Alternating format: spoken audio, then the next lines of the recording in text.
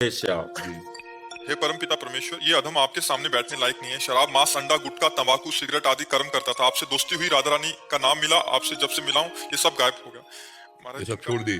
हाँ, बहुत बहादुर आदमी है। महाराज इनका एक प्रश्न था कि ये और इनकी धर्मपत्नी ने लव मैरिज किया था, हाँ, प्रेम बढ़िया, विवाह किया बहुत था। अच्छा। 9 साल तक रिलेशन में रहे, हाँ। बट पवित्र नहीं रह पाए। बहुत कठिनाई हुई, माता पिता की मर्जी से इन्होंने शादी कर दी। बट अभी आपका सत्संग सुनने के बाद इनको एकदम नहीं, पश्चाताप हो रहा है कि माता पिता की आज्ञा से शादी हो गया, वो जिससे प्यार किया उससे हो गया। बढ़िया। बट पहले अपवित्र हो गए थे, ऐसा था कि कह रहे अभी बहुत पश्चाताप हो सबसे रहा है। बढ़िया आप बात मना यह है कि जिससे आपकी मित्रता हुई वही वही आपकी अर्धांगिनी बनी, इसलिए उसमें हमें कोई शिकवा शिकायत नहीं। आप आनंद से चलिए और आपका जो प्रेम है वो और पवित्र प्रेम में बदल के दोनों भगवान के मार्ग की अनुसरण करने वाली भक्ति को हृदय में धारण करो और दोनों भगवान को प्राप्त हो तो तुम्हारा प्यार सार्थक हो गया।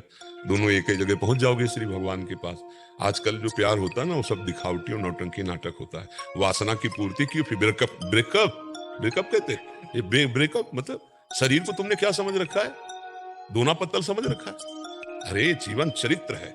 एक बार जैसे मानो आपने प्यार किया, ठीक है, हाथ मिलाया आजीवन के लिए तो बढ़िया, हमें कोई परेशानी नहीं। हमें और कोई पक्ष नहीं देखना, तुम कहाँ के हो तुम कहाँ के, ये नहीं देख। दोनों ने प्यार किया, ठीक है, दोनों ने शरीर भाव किया, ठीक है, आजीवन उसका निर्वाह करो, अब तीसरे को मत छूना। दोनों में आजीवन निर्वाह करो, बढ़िया, कोई बात नहीं, क्योंकि कलिकाल है, इसमें इतना ही निर्वाह हो जाए बहुत बड़ी बात है।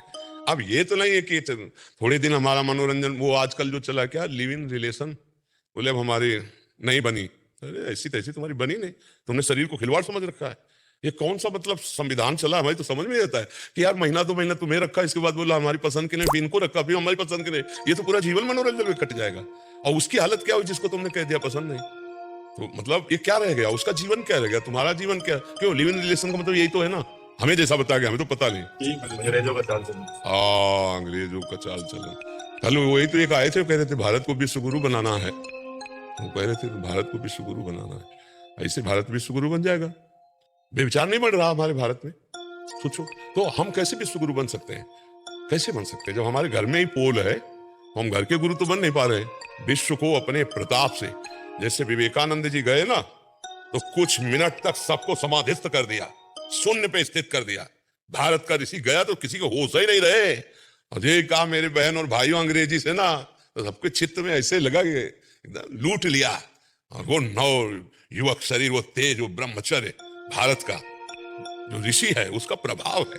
तब सबने माना कि विश्व गुरु के लिए तो मतलब हमें लगता है कि प्रेम निषेध नहीं, हम भी नहीं करते, इस बात का निषेध नहीं करते। दोस्ती करो लेकिन आजीवन के लिए करो, ये हम पहले से कहते चले आ रहे। हम दोस्ती का निषेध नहीं करते, लेकिन तब तक जब तक तुम्हारा ये निर्णय पक्का ना हो जाए कि तुम दोनों दोस्त आजीवन एक साथ रहोगे, तब तक उसको पवित्र रखो।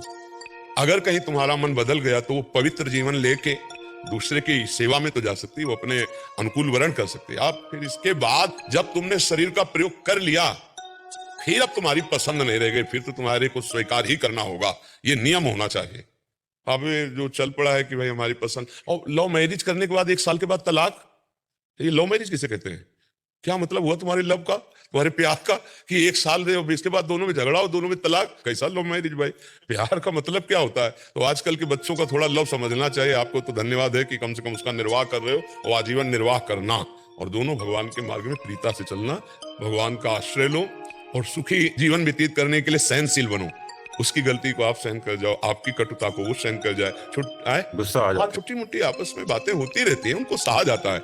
ऐसा नहीं कि किसी को, जहां घर गृहस्थी परिवार 4 लोग रहते हैं वहां कभी थोड़ा प्रतिकूलता हो जाती, कभी एक को गुस्सा आ जाती तो एक सह गया, कभी उसको गुस्सा आ गई तो आप सह गए। इसका मतलब अपना नतीजा संबंध विच्छेद तक नहीं पहुंचना चाहिए, अपना नतीजा घंटा आध घंटा में फाइनल हो जाना चाहिए। सॉरी, क्षमा करो, मुस्कुरा दिया वो पानी पानी हो जाएगी।